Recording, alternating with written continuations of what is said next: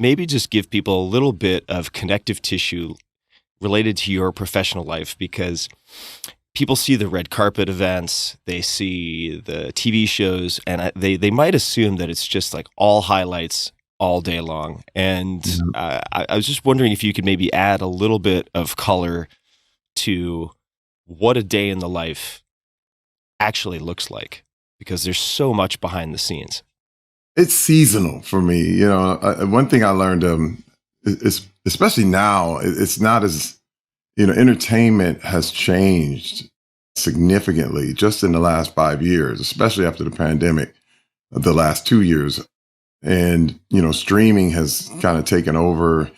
I had a much more structured life before. You do a sitcom and you kind of, you wake up at 4 a.m, get the workout in, go to the set, do your whole thing. I usually, my workout is 2 hours. So no matter what my call time is, I'm up at least 3 hours before my call time so that I can get all my, my workout in, my showering, all that stuff. And then I go right into a usual day, and that's a 12-hour kind of sitcom day. When I was doing Brooklyn Nine-Nine for 8 straight years, that was my go-to. And that's kind of how a day went. But now with streaming and the way everything is going, people have now started to do limited series. And I'm not on Brooklyn anymore, but I am doing, I did a stint on a TV series for AMC called Tales of the Walking Dead, which is going to be really cool. But it was all in Atlanta, and we shot 15 hours, and it was like shooting a movie in 10 days. You know what I mean?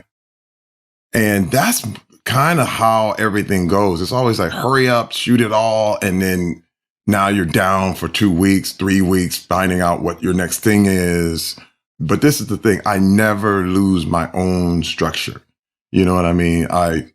Wherever I'm at, I have the first thing I find is where I'm going to work out, and then also what I'm going to eat, and also my timing of my eating. I still do intermittent fasting. I'm in the beginning of 12 years now straight of intermittent fasting and doing my 8-hour window from 2 to 10. And then it changes by when I go to, whatever time zone I'm in.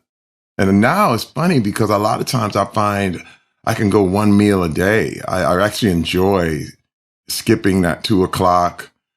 And then maybe by 3 or 4, having a charcuterie or something like that with some, real satiating cheese and some, meat, and that's it. And then I have a dinner, and then I'm done. That's kind of the way I've been doing it lately. But the industry changing so much, and so much is also on social media. It's now they expect every production expects to take all your followers with them.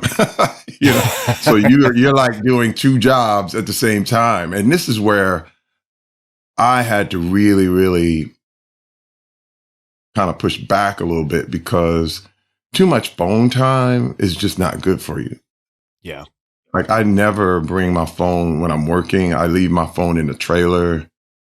I find that if you have, if I lose my focus, I could lose my career.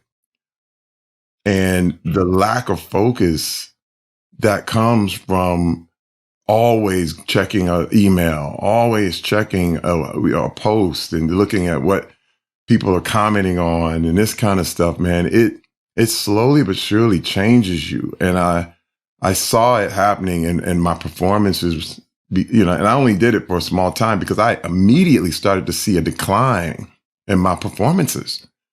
It didn't look like I was there. I didn't feel present. I was somewhere else while I was saying the lines. And I said, man, this is going to hurt me. So I learned to just kind of leave all and create a seasonal kind of thing with my social media. Just kind of like, and what was crazy and what I figured out, I didn't lose any followers. I didn't. In fact, I would gain some. People are like, where you been? I'm going, oh my God, because you get this feeling of you got to feed the beast. You know what I mean? Like, if you don't keep the pipeline running, all of a sudden you're just going to run dry. But I found it wasn't true. I found that when I'm doing America's Got Talent and it's time to promote and time to get your social media back up and running, it's like people never left. Yeah. And I was like, man, that was a really good thing to find out.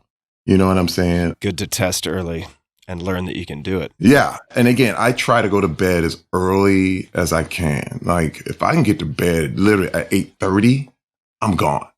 Because I just enjoy my mornings. Like with my workout, it's my peace, man. I put my headphones on. I'll listen to your podcast. I'll listen to I read a lot of good books via audiobook while I'm working out that just give me the insights and the thing that I need. And I probably read a book a week at least.